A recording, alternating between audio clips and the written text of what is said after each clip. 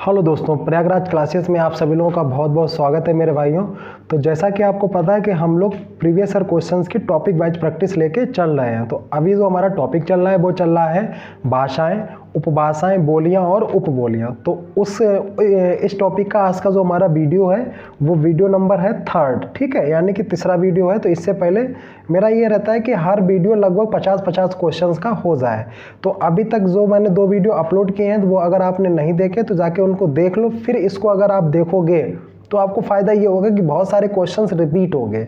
तो जो रिपीट होंगे वो आपको ऑटोमेटिक लर्न हो जाएंगे, और जो रिपीट होते हैं वही प्रश्न अति महत्वपूर्ण होते हैं, ठीक है, यानी कि मोस्ट इंपॉर्टेंट होते हैं आपके एग्जाम के लिए, ठीक है। तो अब हम लोग बिना टाइम खर्च किए हुए अपना स्टार्ट करते हैं। ये आपको पता है कि भाई ये मैं प्रीवियस ईयर क्यों करवा रहा हूँ, तो आप सबको पता है कि प्रीवियस ईयर क्वेश्चन जो होते हैं वो हमारे एग्जाम के पॉइंट ऑफ व्यू से काफ़ी महत्वपूर्ण होते हैं। दूसरी बात ये होता है कि ये हमारे सेल्फ कॉन्फिडेंस को इंक्रीज करने में भी काफ़ी ज़्यादा सहायक होते हैं, जिससे हमको पता रहता है कि एग्जाम में क्वेश्चन किस तरीके से आते हैं, उनके ऑप्शन किस तरह से होते हैं, ठीक है। तो इन प्रीवियस ईयर क्वेश्चन कराने का हमारा मतलब उद्देश्य यही है, ठीक है दोस्त। चलिए अब हम लोग स्टार्ट करते हैं। तो फैज़ाबाद जनपद में बोली जाने वाली बोली है। तो फैज़ाबाद जनपद यानी कि जो अयोध्या अब हो गया, क्या हो गया, अयोध्या। और आपको पता है कि अयोध्या भगवान श्री राम की नगरी है, जन्मभूमि है। तो अब आपको पता है कि अयोध्या में जो बोली जाने वाली भाषा है वो क्या है, अवधी है, ठीक है। और भगवान श्री राम पे जो रामचरितमानस है तुलसीदास जी ने वो भी अवधी भाषा में लिखी है। तो वहाँ से आप जो है ये चीज़ जो है आप कनेक्ट कर सकते हो। तो अब इसका जो आंसर होगा वो होगा, क्या होगा, अवधी। हालांकि ये टिक भी है, खैर उससे हमें कोई मतलब नहीं है। अब देखो खड़ी बोली, तो आपको पता है कि भैया खड़ी बोली जो इसी को यही जो है। अब अगर मैं अपभ्रंश की बात करूं तो सौर सेनी अपभ्रंश, आपको अगर आप लोग मेरा पहला दूसरा देख रहे हो तो ये आपको अभी याद हो गए होंगे, क्योंकि मैंने मैक्सिमम टाइम इस चीज़ रिपीट की है। खड़ी बोली जो है वो सौर सेनी अपभ्रंश के पश्चिमी हिंदी के अंतर्गत आती है। ऐसी बहुत सारी बातें। बोली कहाँ जाती है, तो इसका जो मुख्य केंद्र है वो है मेरठ। उसके बाद मेरठ है, गाजियाबाद है, सहारनपुर है, ठीक है। उसके बाद में हापुड़ है, ठीक है, हापुड़ है, तो और भदोई है, तो ये शामली है, ठीक है, सहारनपुर है। तो ये विभिन्न क्षेत्र है वो खड़ी बोली के अंतर्गत आते हैं, दिल्ली एनसीआर के सारे क्षेत्र। बघेली, अब बघेली जो है वो आपकी सतना में मतलब बोली जाती है, और ये पूर्वी हिंदी अंतर्गत आती है। और पूर्वी हिंदी मतलब अर्धमागधी के अपभ्रंश के अंतर्गत ये आती है, अर्धमागधी अपभ्रंश के अंतर्गत। ब्रजभाषा आपको पता है कि ये मथुरा इसका मुख्य केंद्र है। ब्रजभाषा का मथुरा के आसपास का क्षेत्र, जैसे आप कहोगे भैया मैनपुरी हो गया, एटा हो गया, इटावा हो गया, आगरा हो गया, अलीगढ़ हो गया, ठीक है, मथुरा हो गया, ये सारे ब्रजवासी के क्षेत्र है, ठीक है। इतनी बात क्लियर होती है। अब हम लोग प्रश्न यानी कि इसका जो आंसर है वो आंसर है अवधी, ठीक है। आगे हम लोग दोस्त बढ़ जाते हैं।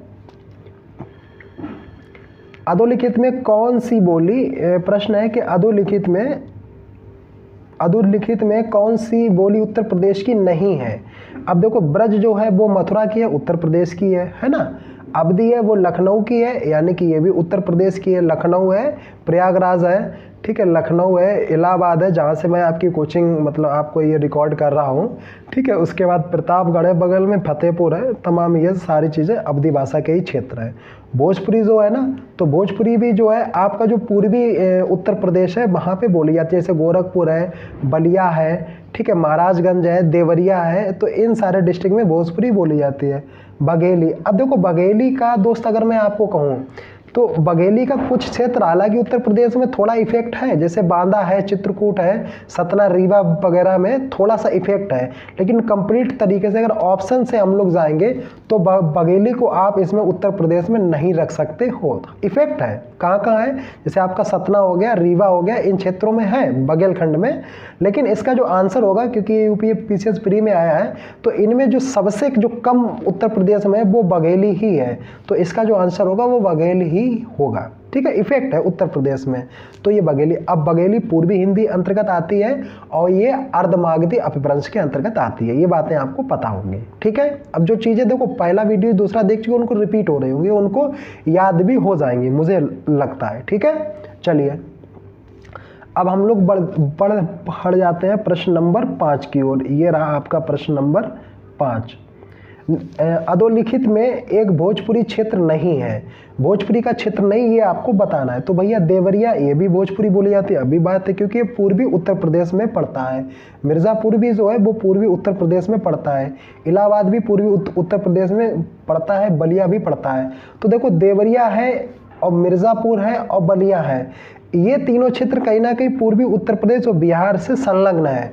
बट इलाहाबाद में मैंने अभी आपको बताया था, इलाहाबाद हो गया, प्रतापगढ़ हो गया, फतेहपुर हो गया, अयोध्या हो गया, लखनऊ हो गया, इन क्षेत्रों में अवधी भाषा का प्रयोग होता है। तो इसका जो दोस्त आपका जो आंसर होगा वो होगा इलाहाबाद। ठीक है, मैं अभी आपको समझा चुका हूँ।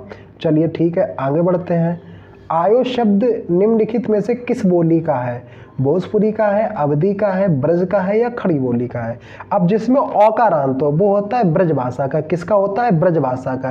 जैसे प्रेम रतन धन पायो, ठीक है, ब्रज भाषा, क्योंकि ब्रज भाषा हमारी प्राचीन काल की एक साहित्यिक भाषा भी है, ब्रज भाषा। ठीक है, तो इसका आंसर हमारा होगा क्या? ब्रज भाषा, क्योंकि इसमें वा आता है ज़्यादातर। ठीक है, इसमें ना आता है, खड़ी बोली में ड़ा आएगा, आ आएगा, आकारांत होगा तो वो खड़ी बोली होगा। ये तमाम इसकी पहचान है। ठीक है, चलिए दोस्त हम लोग आगे बढ़ जाते हैं मेरे भाई। निम्नलिखित बोलियों में से पूर्वी हिंदी की बोली नहीं है। अब पूर्वी हिंदी आती है अर्धमागधी अपभ्रंश के अंतर्गत, और पूर्वी हिंदी में 3 भाषाएं आती है। मैं आपको ये बात कई बार बता चुका हूँ। कौन कौन सी 3 आती है? आप बोलोगे भैया एक तो आती है अवधी। कौन सी आती है? अवधी आती है, अवधी आती है। छत्तीसगढ़ी, कौन सी आती है? छत्तीसगढ़ी। और तीसरी आती है बघेली। तो ये 3 जो आती हैं वो पूर्वी हिंदी के अंतर्गत आते हैं और अर्धमागधी अपभ्रंश के अंतर्गत आते हैं। तो इन 3 को छोड़ दो भाई, तो कौन सी बची? भोजपुरी बची है।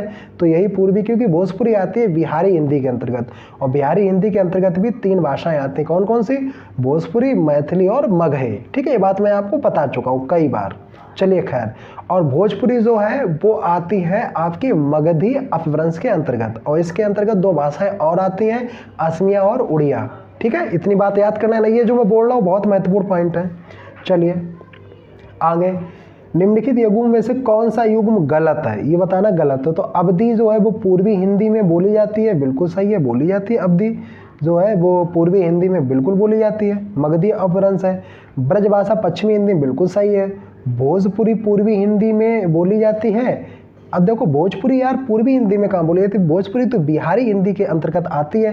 तो मेरा जो आंसर होगा वो यही होगा। ठीक है, क्योंकि ये आपका गलत है, क्योंकि भोजपुरी बोली जाती है पूर्वी बिहारी हिंदी के अंतर्गत, और बिहारी हिंदी के भोजपुरी, भोजपुरी में मैथिली, मगही और भोजपुरी आता है बिहारी हिंदी के अंतर्गत।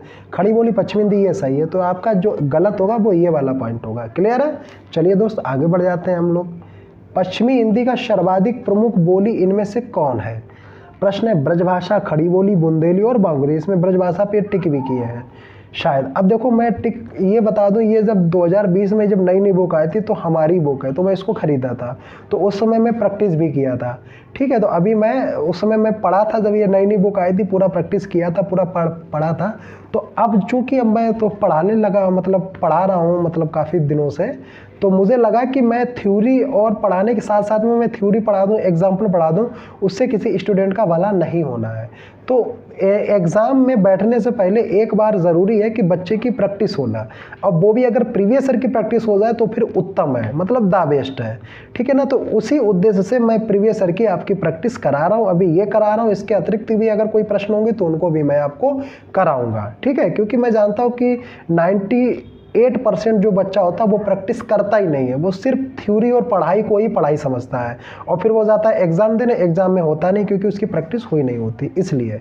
ठीक है, चलिए। तो पश्चिमी सर्वाधिक प्रमुख बोली पूछा, सर्वाधिक प्रमुख बोली। तो अगर पश्चिमी हिंदी की सर्वाधिक प्रमुख बोली की बात की जाए तो होगा आपका खड़ी बोली। मैं आपको ये बात बता दूं, सर्वाधिक प्रमुख बोली होगी इसका आंसर खड़ी बोली, और ये बात गूगल पे भी है। ठीक है, मैं आपको बता दूं। ब्रजभाषा इन्होंने इसलिए कहा है कि ब्रजभाषा साहित्यिक रूप में, क्योंकि प्राचीन काल में बहुत ज़्यादा साहित्य वगैरह ब्रजभाषा में लिखे गए हैं, आपको भी पता है। लेकिन जो पश्चिमी हिंदी की जो सर्वाधिक प्रमुख बोली अब बन चुकी है, वो बन चुकी है अब वर्तमान में खड़ी बोली है। किसी समय थी ब्रजभाषा, लेकिन अब जो है वो आपकी खड़ी बोली है, ये बात आप याद रखना। हिंदी खड़ी बोली किस अपभ्रंश से विकसित हुई है? तो हिंदी खड़ी बोली आपको पता है कि सौरसेनी अपभ्रंश से हुई है। हिंदी खड़ी बोली पश्चिमी हिंदी सौरसेनी अपभ्रंश से हुई है, कोई बड़ी बात नहीं। छत्तीसगढ़ी बोली अभी मैंने बताया थे, छत्तीसगढ़ी, बघेली और अवधी पूर्वी हिंदी के अंतर्गत। ठीक है, यानी कि अर्धमागधी अपभ्रंश के अंतर्गत आते हैं। ताले गए पानी पताले गए बेटी, पुरैनी गई कुमलाई हो, गंगा जमुना बिच रेती परंत। अब देखो इसमें एक वर्ड हमको दिख गया जमुना। क्या दिख गया? जमुना। सही क्या होता है? यमुना। क्या होता है? यमुना। अब यमुना को जो जमुना कहा जाता है ना, वो कहा जाता है ब्रज क्षेत्र में। ब्रज क्षेत्र में यमुना को जमुना कहा जाता है ब्रज क्षेत्र में। यही एक पकड़ने का ये भी है। तो इसका जो आंसर होगा वो होगा ब्रज। ठीक है, क्योंकि जो ब्रज क्षेत्र मथुरा साइड में, यमुना को जमुना कहा जाता है। तो एक पकड़ने का अच्छा तरीका था इसका। बघेली बोली का संबंध किस उपभाषा से है? तो मैंने कई बार ये चीज़ बताई है, पूर्वी हिंदी के अंतर्गत है, अब ज़्यादा रिपीट नहीं करना है। कौरवी किस बोली को कहते हैं? आपको पता है कौरवी जो है वो खड़ी बोली कहते हैं। कौरवी किसने कहा था? तो राहुल सांकरत्यान ने कहा था और भोलानाथ तिवारी ने कहा था। दो लोगों ने जो है खड़ी बोली को कौरवी नाम दिया। और इसी को जनपदीय हिंदुस्तानी सुनीत कुमार चटर्जी ने कहा। इसी को गमारू गिल क्राइस्ट ने कहा। ठीक है, तो ये बातें आप जो है याद रख सकते हो। बात समझ में आ रही? ठीक है। इनमें से कौन सी बोली पश्चिमी हिंदी के अंतर्गत नहीं आती? खड़ी बोली आती है पश्चिमी हिंदी में, ब्रजभाषा भी आती है और उसके बाद कन्नौजी भी आती है, अवधी नहीं आती है। क्योंकि अवधी आती है कहीं ना कहीं पूर्वी हिंदी के अंतर्गत, और पूर्वी हिंदी के अंतर्गत मतलब अर्धमागधी अपभ्रंश के अंतर्गत। कई बार मैं ये बात आपको बता चुका हूँ। तो क्वेश्चन आपके हो गए 15। अब 16 क्वेश्चन ढूंढते हैं। तो 16 मुझे लगता है ये मिल गया। चलो भाई, ये आपका रहा 16 क्वेश्चन।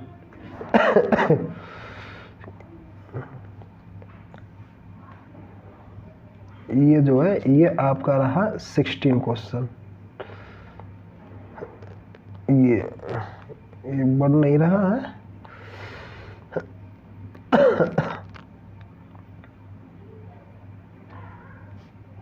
अच्छा, ये इतना ही हो, मतलब इसमें हो सकता है। खैर कोई बात नहीं। चलो, बांगरू किस उपभाषा वर्ग की बोली है? अब देखो जाटू और बांगरू है वो हरियाणवी के अंतर्गत आती है, और हरियाणवी आती है पश्चिमी हिंदी के अंतर्गत आती है, और पश्चिमी हिंदी आती है सौरसेनी अपभ्रंश के अंतर्गत। ये इसकी कहानी है। अब क्या पूछ रहा है? बांगरू किस उपभाषा के अंतर्गत? अभी मैंने बताया पश्चिमी हिंदी के अंतर्गत। जो बात है वो मैंने आपको पहले ही बता दी। अब बात है कि कह रहा है कि भाई पश्चिमी हिंदी की सर्वाधिक प्रमुख बोली, वही प्रश्न आ गया। तो वही इसका भाई वही है कि अभी वर्तमान की सर्वाधिक प्रमुख बोली जो बनी हुई है वो है खड़ी बोली। ठीक है। हाँ, पहले जो है अगर साहित्यिक रूप में, प्राचीन रूप में बात की जाए तो इसका आंसर ब्रजभाषा है, लेकिन वर्तमान में जो सर्वाधिक प्रमुख बोली है वो आपकी खड़ी बोली ही है। ठीक है, ये प्रश्न रिपीट हुआ, फिर भी मैं आपको इसको बता दूं। इसका आंसर जो होगा वो सर्वाधिक प्रमुख बोली वर्तमान के हिसाब से खड़ी बोली ही है।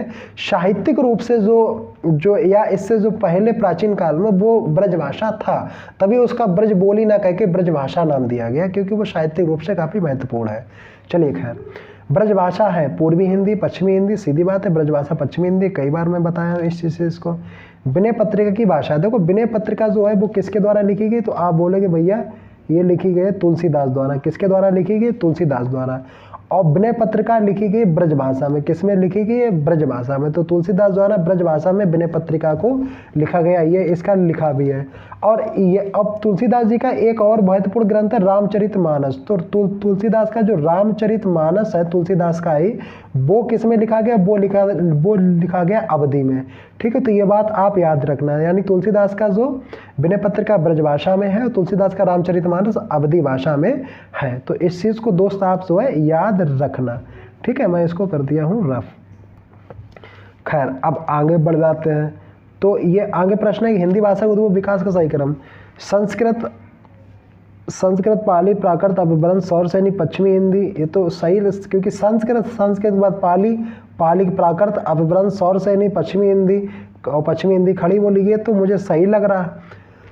अब संस्कृत प्राकृत नहीं होगा, संस्कृत पाली प्राकृत अपभ्रंश फिर संस्कृत, ऐसा तो हो ही नहीं सकता। पाली प्राकृत अपभ्रंश फिर संस्कृत पहले आना चाहिए, यानी कि ये सब गलत है।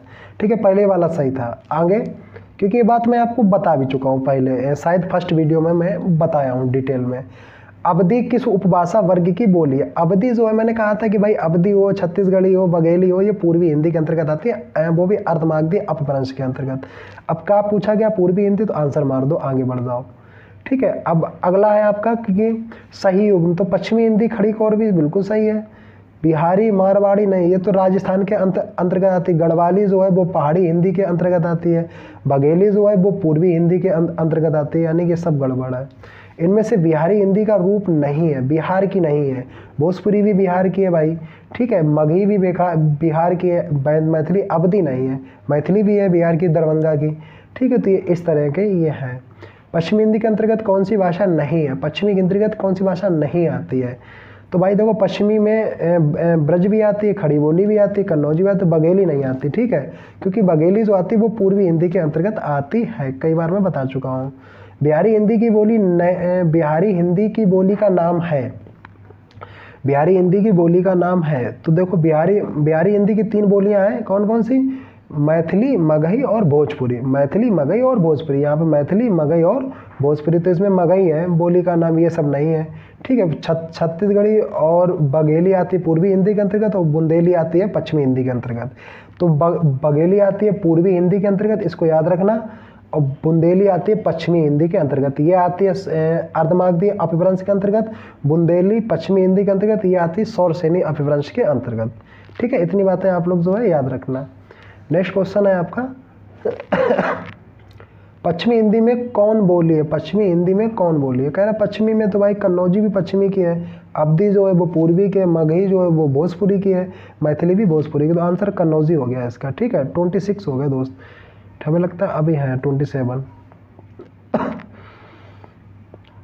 27 प्रश्न, ये आपका 27 रहा, मैं इसको कर दूं रफ।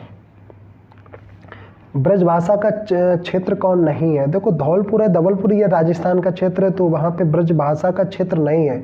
धौलपुर राजस्थान का तो है, लेकिन ये धौलपुर कहीं ना कहीं मेरे दोस्त, ये जो धौलपुर है वो कहीं ना कहीं जो आपका दिल्ली एनसीआर के बगल में ही है, और चूंकि ये पश्चिमी में है तो यहाँ पे एक बार हो सकता है। जो सरगुजा है ये पड़ता है छत्तीसगढ़ में, कहाँ पड़ता है? छत्तीसगढ़ में, तो छत्तीसगढ़ आ गया पूर्वी में। मथुरा तो है ही ब्रजभाषा का, आगरा है ही, तो आगरा, मथुरा, धौलपुर, तो इसका सरगुजा होगा आंसर, क्योंकि सरगुजा पड़ता है छत्तीसगढ़ में, छत्तीसगढ़ आता है पूर्वी हिंदी के अंतर्गत, ठीक है, अर्धमागधी अपभ्रंश के।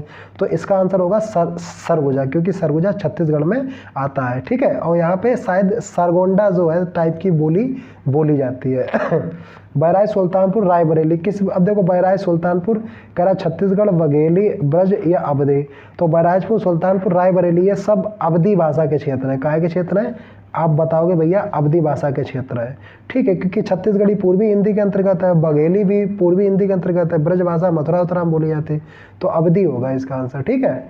अगला है रामपुर, मुरादाबाद, बिजनौर, मेरठ, देहरादून, सहारनपुर, ये सब पश्चिमी हिंदी के क्षेत्र है। पश्चिमी हिंदी में सीधी बात है, खड़ी बोली है, कोई इसमें ज़्यादा शर्माने की बात नहीं है।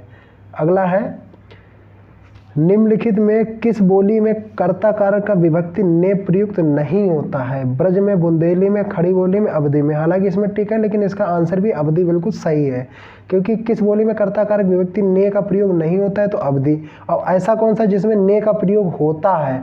तो जो होता है वो है आपकी खड़ी बोली, ठीक है, खड़ी बोली, क्योंकि इसमें ने का प्रयोग, ठीक है। जैसे मैंने यहाँ जाना है, तो इस तरीके से ने का प्रयोग खड़ी बोली में होता कहाँ नहीं? अवधि में, ये चीज़ याद रखना। नेक्स्ट क्वेश्चन है आपका, निम्नलिखित बोली में उत्तम पुरुष बहुवचन हम को मैं बहुत ज़्यादा खड़ी बोली में यूज़ होता है, ये आंसर है सीधा। मैं बता दूं, जैसे मैं यहाँ जा रही, मैं यहाँ जाऊँगी, दिल्ली वालों के आपने भाषा सुनी होगी, तो ये इस तरीके से है। यह बोली पूर्वी वर्ग की बोली नहीं है। पूर्वी बोली 3 है, कौन सी? अवधी है, छत्तीसगढ़ी है, बघेली है। तो बुंदेली जो है वो है आपकी पश्चिमी हिंदी के अंतर्गत आती है, सौरसेनी अपभ्रंश में है। ठीक है दोस्तों, एक घूंट पानी डाल ले। 33 क्वेश्चन पढ़ो, तब तो आप लोग टिक करो।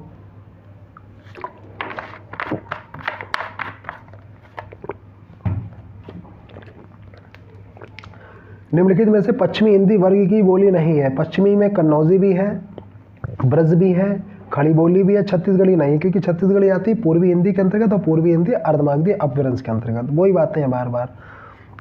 तो इन वीडियो को देखने का फायदा ये है कि कई चीज़ें रिपीटेड होती हैं, वही इंपॉर्टेंट होती है, वही प्रश्न पूछा जाता है, तो वो आपको ऐसे ही बार बार सुनने से ही याद हो जाएगा। अगला है प्रश्न, पूर्वी हिंदी वर्ग की बोलियों का विकास किस में माना गया? पूर्वी का जो है वो अर्धमागधी, कई बार मैं अभी रिपीट किया था। उसके बाद में अगला है आपका, हिंदी भाषा की कितनी विख्यात बोलियां हैं? 4, 10, 8, 5, तो 5 है, 17 उपबोलियां हैं, ठीक है।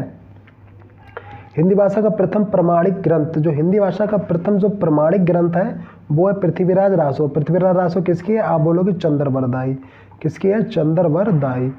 तो क्योंकि पृथ्वी का जो उपग्रह वो चंद्रमा है, तो चंद्रवरदाई, पृथ्वीराज रासो, चंद्रवरदाई, याद रखना। और प्रथम प्रमाणिक ग्रंथ भी ये है इसका, तो ये चीज़ आप जो है याद रखना।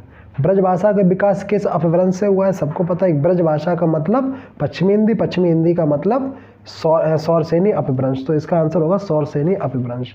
रामचरितमानस की भाषा क्या है? सब अभी मैंने बताया था, अवधी और तुलसीदास द्वारा लिखी गई थी। ठीक है। विनय पत्रिका की भाषा ब्रज है, ये भी तुलसीदास के द्वारा लिखी गई थी, बता चुका हूँ ऊपर। ब्रजभाषा का विकास किस अपभ्रंश? अभी बताया सौरसेनी अपभ्रंश। जो चीज़ें बता चुका हूँ उसमें टाइम ज़्यादा नहीं लूँगा। कौन सी बोली पूर्वी हिंदी के अंतर्गत नहीं आती है? तो भाई छत्तीसगढ़ी भी आती है, ठीक है, अवधी भी आती है, उसके बाद बघेली, मगही नहीं, क्योंकि मगही आती है बिहारी हिंदी के अंतर्गत, ठीक है, और बिहारी आती है अर्धमागधी हिंदी के अंतर्गत। ठीक है। छत्तीसगढ़ी किस भाषा की बोली है? तो छत्तीसगढ़ी भाई साहब जो बोली है वो आपकी है, बताओ, आप बताओगे तो ये है पूर्वी हिंदी के अंतर्गत। ठीक है, छत्तीसगढ़ी आती है पूर्वी हिंदी के अंतर्गत, अर्धमागधी अपभ्रंश। ने पसर लगा, ये भी मैंने अभी बताया था, खड़ी बोली है, खैर आग इसमें है भी। एक दिन बैठे बैठे ये बात अपने ध्यान में चढ़ी कि कोई कहानी ऐसी कही है कि जिसमें हिंदवी छुट और किसी बोली का पुट ना मिले। पंक्ति किस लेखक की है? तो मैं आपको बता दूं, ये जो है ये है मुंशी ईसा अल्लाह खां, और जो इनकी एक थी रानी केतकी की कहानी से ये लिया गया। कहाँ से लिया गया? रानी केतकी कहानी। तो याद रखना, मुंशी ईसा अल्लाह खां की सबसे इम्पोर्टेंट है ये रानी केतकी की कहानी। रानी केतकी कहानी मुंशी ईसा अल्लाह खां, ये बहुत पूछा जाता है। ये जो शब्द, ये जो पंक्ति लिया गया है पैराग्राफ, ये रानी केतकी की कहानी से ही लिया गया है। ठीक है, तो ये सारी बातें आप याद रखना। गाजीपुर में बोली जाने वाली प्रमुख बोली कौन सी? गाजीपुर पड़ता है अपना उत्तर प्रदेश, पूर्वी उत्तर प्रदेश में, तो शायद बात है वहाँ पे भोजपुरी होगा, क्योंकि गाजीपुर, बलिया है ना, और क्या नाम, गोरखपुर वगैरह में यही सब है, मतलब भोजपुरी बोली जाती है गाजीपुर में, भोजपुरी। ठीक है। जयशंकर प्रसाद की काव्य भाषा कौन सी है? अवधी है, मगही है, मैथिली है, खड़ी बोली। अब देखो जयशंकर प्रसाद की जो प्रारंभ में तो ये ब्रज भाषा रही इनकी, प्रारंभ में जयशंकर प्रसाद की जो काव्य भाषा ब्रज रही, लेकिन बाद में जो इन्होंने सर्वाधिक जो लिखे वो इनकी रही खड़ी बोली हिंदी, यानी कि परिनिष्ठित हिंदी या खड़ी बोली हिंदी रही बाद में। तो इसका जो आंसर, राइट आंसर होगा वो होगा खड़ी बोली हिंदी। ये चीज़ याद रखना। अगला है हिंदुस्तानी भाषा का रूप। हिंदुस्तानी भाषा जो कही गई है वो हिंदी और उर्दू के मिश्रण रूप को हिंदुस्तानी भाषा कही गई थी। ठीक है, और इसे जो है जनपदीय हिंदुस्तान सुनीत कुमार चटर्जी ने बोला था, इसको याद रखना आप। ठीक है, इनको नोट कर लेना आप, वीडियो को स्लो करके नोट कर लेना। इनमें कौन सी बोली पश्चिमी हिंदी वर्ग की नहीं है? तो ब्रज भी है भाई साहब, पश्चिमी हिंदी की बिल्कुल है। ठीक है, बांगरू मतलब हरियाणवी के अंतर्गत आती है, तो ये भी होगी, कन्नौजी भी होगी। बची छत्तीसगढ़, क्योंकि छत्तीसगढ़, अवधी और एक और बोलो बघेली, ये आती है पूर्वी हिंदी के अंतर्गत। ठीक है, अगला है इनमें कौन सी बोली पूर्वी हिंदी की नहीं है? पूर्वी हिंदी की नहीं है भाई, तो बिहारी जो है ना वो तो आती है आपकी, अब जो बिहारी आती है वो आती है आपकी मगधी अपभ्रंश में, बिहारी हिंदी के अंतर्गत। छत्तीसगढ़ी जो है वो पूर्वी हिंदी के, अवधी बघेली है पूर्वी हिंदी के।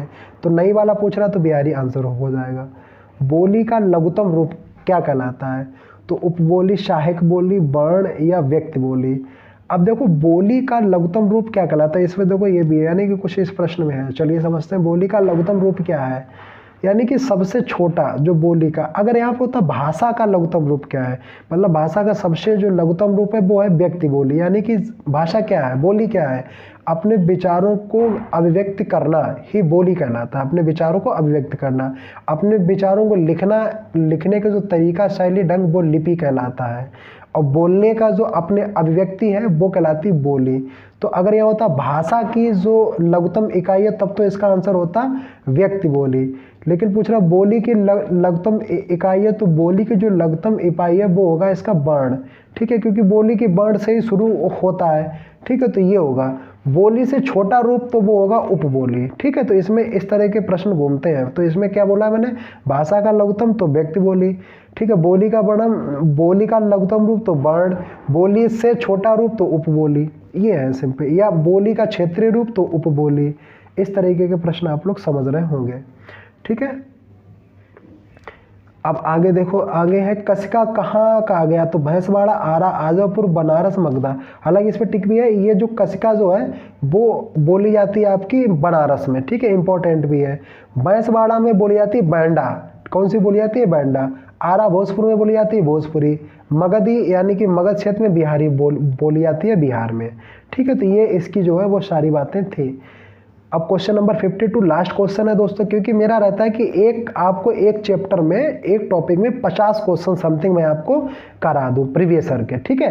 तो ब्रजभाषा किस अपभ्रंश से विकसित, सबको पता है कि भैया कई बार मैं बताया सौरसेनी अपभ्रंश से ये विकसित है, ठीक है। इतनी बात क्लियर होती है। अगर मैं इसमें आपको कहूँ ये पश्चिमी हिंदी के अंतर्गत आती है सौरसेनी अपभ्रंश, और इसी में 5 है। कौन कौन सी, कितनी है, 5 है।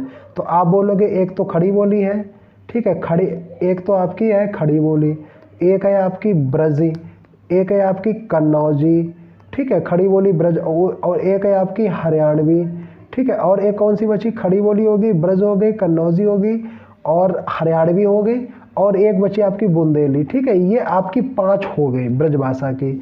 अब उसके ये आती सौरसेनी अपभ्रंश पश्चिमी हिंदी के अंतर्गत। मैं एक बार रिवाइज करवा रहा हूँ। मगधी हिंदी के अंतर्गत आती बिहारी हिंदी, बिहारी के अंतर्गत आती है 3। कौन कौन सी, आप बोलोगे बिहारी के अंतर्गत आती हैं 3, ठीक है। तो 3 कौन कौन सी आती हैं, आपको पता है कि भोजपुरी, मैथिली और मगही। भोजपुरी, मैथिली, मगही ये बिहारी हिंदी के अंतर्गत आती है, और वो मगधी अपभ्रंश के अंतर्गत आती हैं।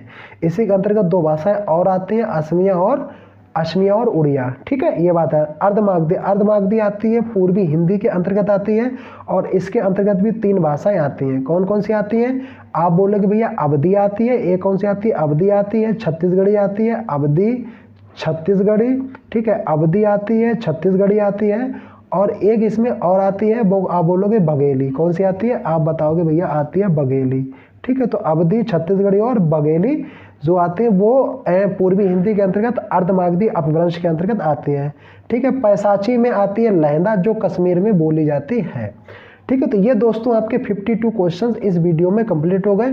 ये वीडियो नंबर थी 3, ठीक है। तो अभी तक मैं आपको 150 प्रश्न जो है मैं प्रीवियस ईयर के क्वेश्चंस आपको करा चुका हूँ, वो भी एक ही टॉपिक है। किस किस के, आप बोलोगे बोलियां, उपबोलियां, भाषाएं और ये। तो मेरा उद्देश्य ये है कि आपको इसी तरीके से हर टॉपिक में, हिंदी के प्रत्येक टॉपिक में आपको 150, 200, 250 जितने भी हो सकेंगे मैक्सिमम क्वेश्चन, वो आपको मैं प्रैक्टिस कराने की कोशिश करूंगा। और वो जो प्रश्न होंगे, ये बात मान के चलिए, वो सारे प्रश्न प्रीवियस ईयर के होंगे, क्योंकि प्रीवियस ईयर क्वेश्चन करने से 2 फायदे होते हैं। एक तो एक सेल्फ कॉन्फिडेंस आता है, दूसरा ये है कि एग्जाम जो आने वाला एग्जाम है उसके लिए मोस्ट इंपॉर्टेंट क्वेश्चन की प्रैक्टिस भी हो जाती है, ठीक है। तो ये मेरा उद्देश्य है। इसको मैं कोशिश करूंगा कि आपको टॉपिक वाइज पूरी हिंदी के और रीजनिंग में और अन्य सब्जेक्ट में भी इन फ्यूचर में आपको कराऊं, ठीक है। तो ये जो हमारा ये तरीका है आपको कैसा लग रहा है, प्लीज़ यार कमेंट्स में ये चीज़ बताया करो, क्योंकि अगर आप कमेंट्स करोगे तो वहाँ से मुझे मोटिवेशन प्राप्त होगा, एनर्जी प्राप्त होगी और भी ऐसा कुछ आपके लिए करने के लिए, ठीक है दोस्तों। चलिए, अगर आपको अच्छा लगा हो तो वही मैं कहूँगा लास्ट में कि भाई इस चैनल को सब्सक्राइब करो, लाइक करो और ठीक है अच्छे अच्छे कमेंट्स करो। इसी के साथ में आप सभी लोगों को मेरा जय हिंद।